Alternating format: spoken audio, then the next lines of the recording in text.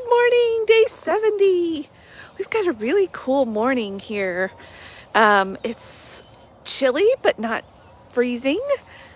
And so there's a lot of, and it got pretty warm yesterday, so a lot of warmth happened in the water, but with the chilling overnight, it's created this really cool like steam or fog effect over the lake. Let me show you.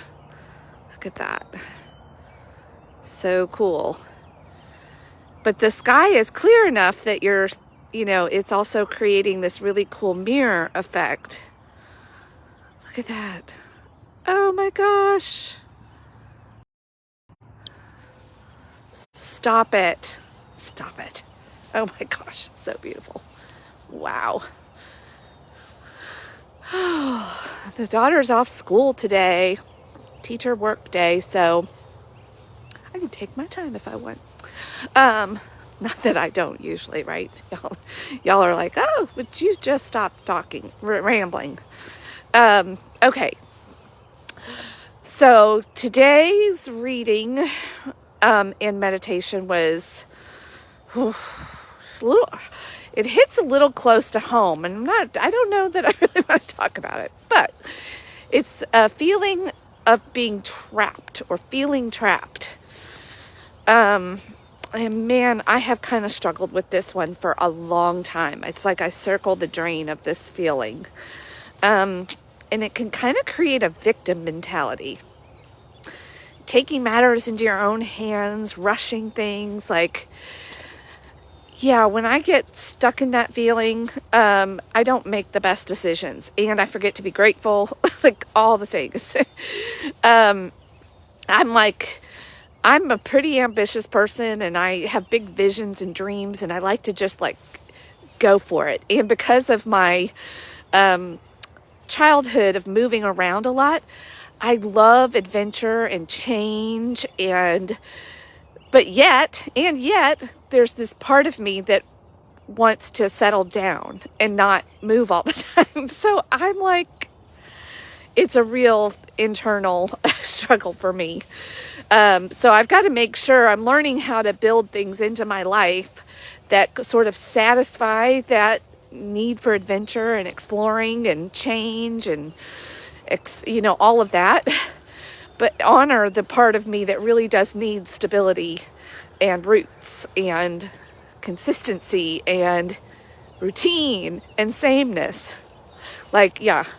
So I was reading Second Chronicles this morning, and it documented the last few years of Asa's reign.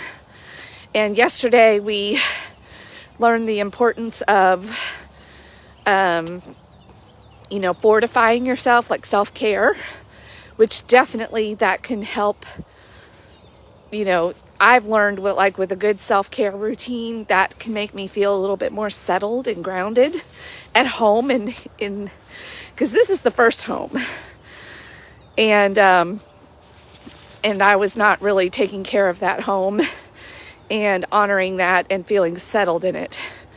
So I often would satisfy that by just getting in other people's business, overdoing, over fixing, over helping, over in other people's lanes, driving all over the place, causing wrecks.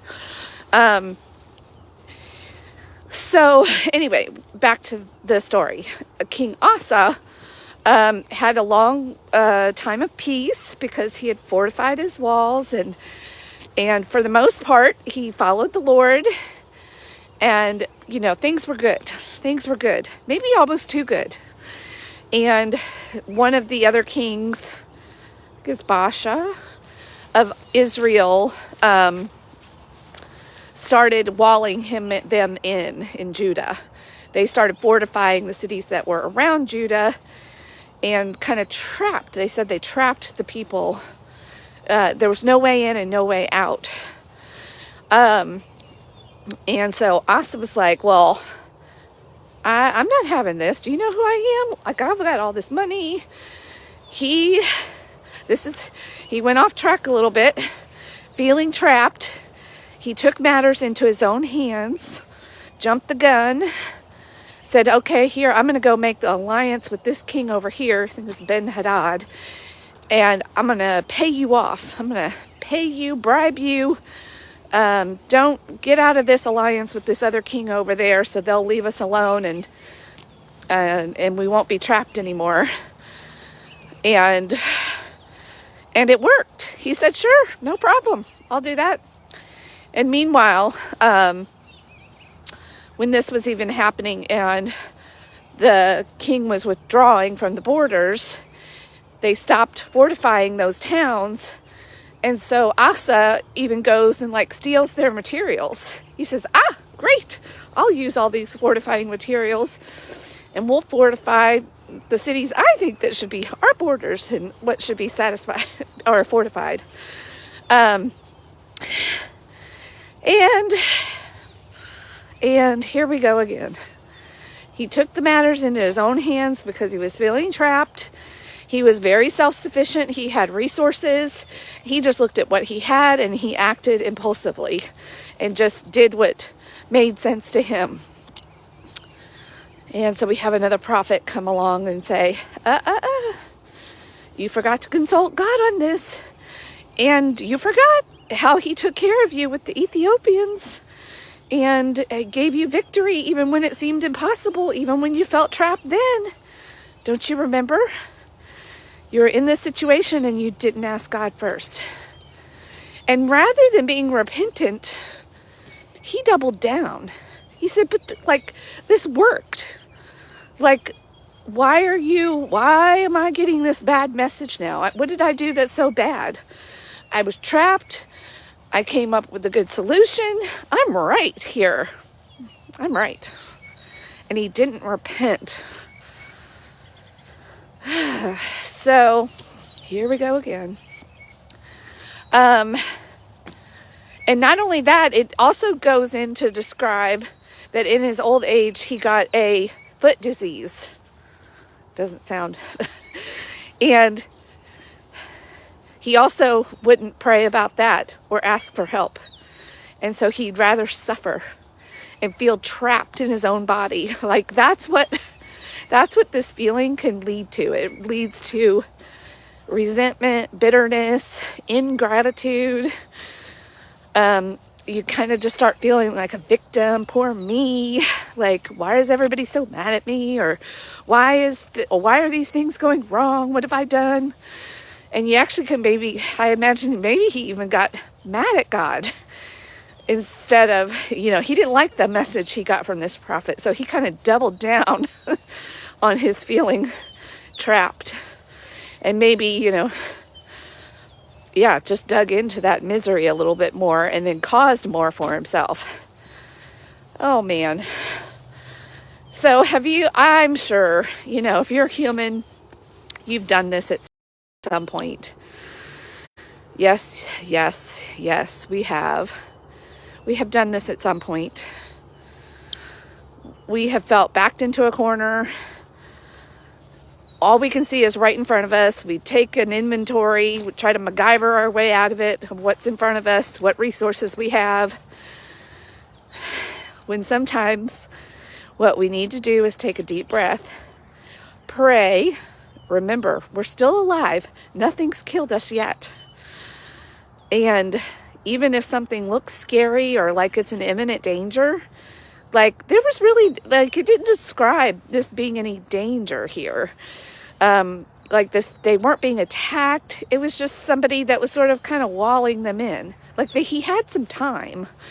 He had maybe a little bit of space here to take time, to pray, to take direction, to think about the bigger picture.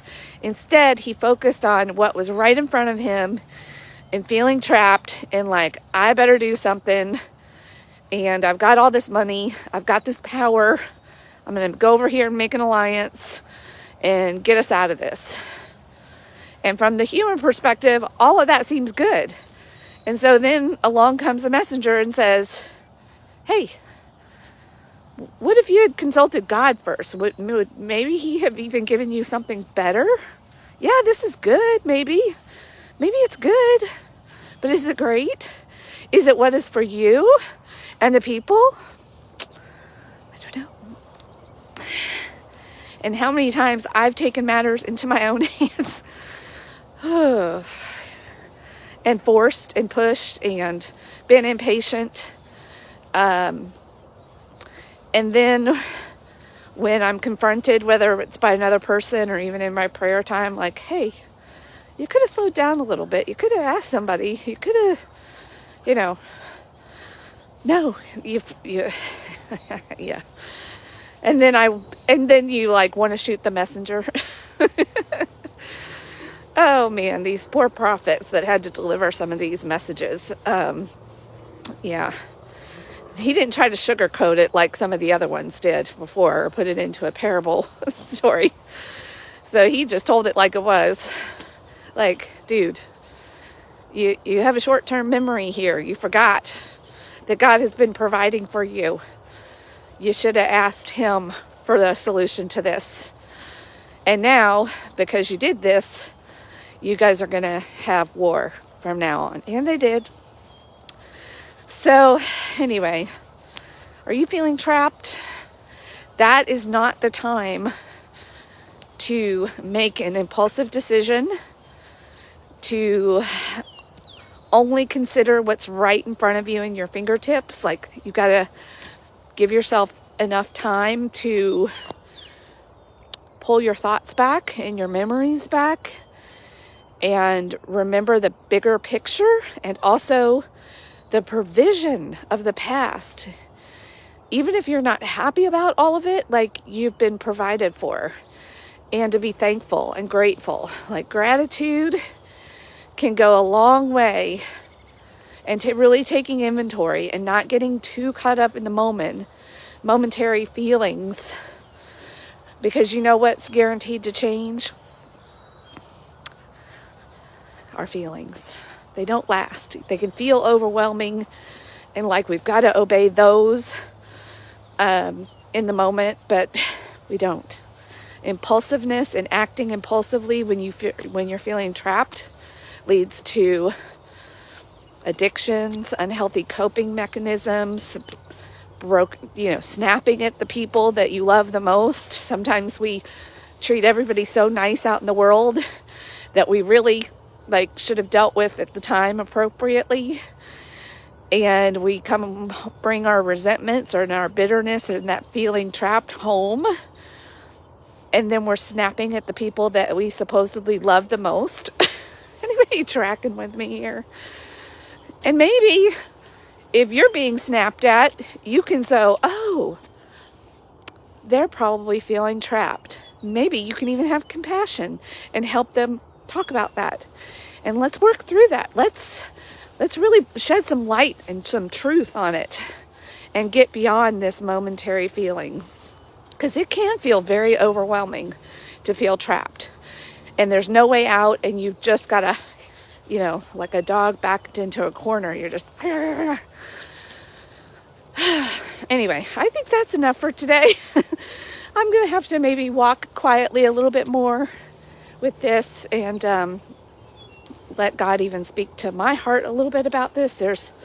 I've got a situation in my life that if I get caught up in it and I forget the bigger picture, I can get sucked into that, circling that feeling trapped situation. And I don't like feeling like a victim. It doesn't feel good. So anyway, so I hope you'll empower yourself today by giving yourself perspective, chance to breathe, chance to be grateful, take an inventory of your life and really it's not so bad. You're not as trapped as you think you are. All right. Love you.